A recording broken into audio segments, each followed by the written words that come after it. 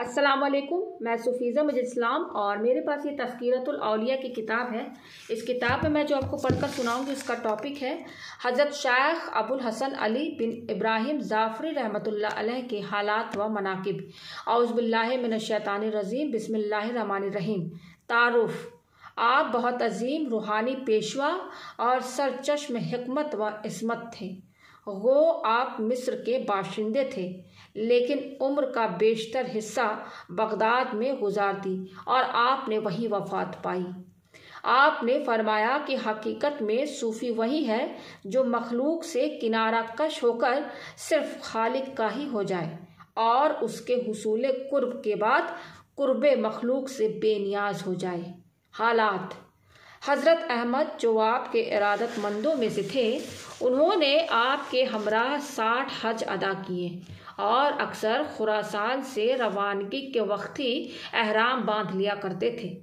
एक मर्तबा उनकी ज़ुबान से मशाइखीने मक्का के सामने एक ऐसा जुमला निकल गया जो सब के लिए नागवारी का बाइस हुआ, जिसकी वजह से उनको मक्का से निकाल दिया गया। उस वक़्त शेख अबुल हसन ने फरमाया कि आइंदा कभी उस खुरासानी नौजवान को मेरे सामने न आने देना। लेकिन जब कुछ अरसा के बाद आप बगदाद शरीफ ले गए तो शेख अहमद आपसे मुलाकात के लिए हाजिर हुए, मगर दरबान ने रोकते हुए कहा कि फ़लाँ वक्त शेख ने आपको सामने आने से मना फरमा दिया था। यह सुनते ही हज़रत अहमद बेहोश हो गए और होश आने के बाद भी मुद्दतों उसी जगह पड़े रहे। फिर कुछ अरसा के बाद शेख बाहर निकले तो उनको देखकर फरमाया कि तुम्हारी सूए अदबी की यह सज़ा है कि रूम के शहर तरतूस में जाकर मुकम्मल 1 साल तक सूअर चराते रहो और शब बेदार रहकर इबादत करते रहो। चुनांचे यह तामील हुक्म में 1 साल पूरा करने के बाद जब आपकी खिदमत में हाजिर हुए तो वह आपने फ़ौरन बाहर निकलकर सीने से लगा लिया और फरमाया कि ए अहमद, तुम मेरी औलाद और आँखों का नूर हो। यह सुनकर हज़रत अहमद बहुत खुश हुए और हज की नीयत से जब मक्का मुअज़्ज़मा पहुँचे तो वहाँ के मशाइखीन ने भी इस्तकबाल करते हुए यह जुमला कहा कि तुम हमारी औलाद और हमारी आँखों का नूर हो। इरशादात: आपने फरमाया कि सुबह वक्त इस तरह मुनाजात करता हूँ, ऐ अल्लाह, मैं तुझसे राज़ी हूँ, लेकिन क्या तू भी मुझसे राज़ी है? उसी वक़्त यह निदा आई कि ऐ झूठे, अगर तू हमसे राज़ी होता तो क्या हमारी रज़ा तलब न करता? फरमाया कि अहद शबाब ही से वजीफ़ा ख़्वानी का आदी था और जिस दिन वजीफ़ा नागा हो जाता उसी दिन मुझ पर इताबे इलाही नाजिल होता। फरमाया कि जब मैंने अपने कल्ब पर नज़र डाली तो सबसे बुलंद अपने को पाया और जब अहले इज़्ज़त पर निगाह डाली तो सबसे ज़्यादा अपनी इज़्ज़त को पाया।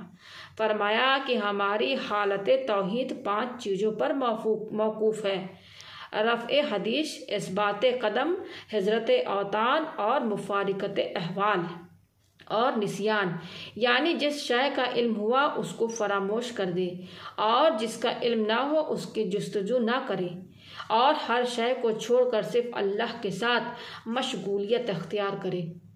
फरमाया कि तौफीक व इनायत इलाही के बग़ैर मुवाफ़िक़त व मोहब्बत का इजहार नहीं होता और माँ सिवा अल्लाह को तर्क किए बग़ैर विसाल खुदा हासिल नहीं हो सकता। फरमाया कि जो शख्स हकीकत अशिया का दावेदार हो उसके दलाइल व शवाहिद उसको झूठ साबित कर देते हैं। फरमाया कि हालत मुशाहिदा में एक लम्हा की फ़िक्र भी 1000 मकबूल हज से अफजल है। फरमाया कि मैंने अक्सर व बेशतर सूफियाए किराम से ज़ुहद की तारीफ़ पूछी तो सब ने यही कहा कि मरगूब अशिया के तर्क कर देने का नाम जुहद है। एक मर्तबा लोगों ने आपसे सवाल किया कि मलामती कौन है? आपने ज़र्ब लगाकर फरमाया कि अगर मौजूदा दौर में पैगंबरों का ज़वाज होता तो फ़िरका मलामतियों में से भी एक पैगंबर ज़रूर होता। फरमाया कि सिमा के लिए ऐसी दायमी तशनगी व इश्तियाक की ज़रूरत है जिस कदर भी पानी पिया जाए तशनगी में इजाफ़ा होता रहे और यह सिलसिला कभी मुनक़ता ना हो। फरमाया कि जब सूफ़ी वासिल इल्लल्लाह हो जाता है तो उसके ऊपर हवादिस का असर नहीं पड़ता, और सूफ़ी वही है जो अदम के बाद मौजूद न रहे और वजूद के बाद मादूम न देखे। और मुखालिफिन के कुदरत से कल्ब को साफ रखने का नाम तसव्वुफ़ है। फरमाया कि परेशानियाँ और तफरका सिर्फ हस्ती के साथ ही वाबस्ता है, लेकिन जब सूफ़ी निस्त हो जाता है तो उसको खुदा के सिवा न तो कुछ नज़र आता है और न किसी से बात करता है।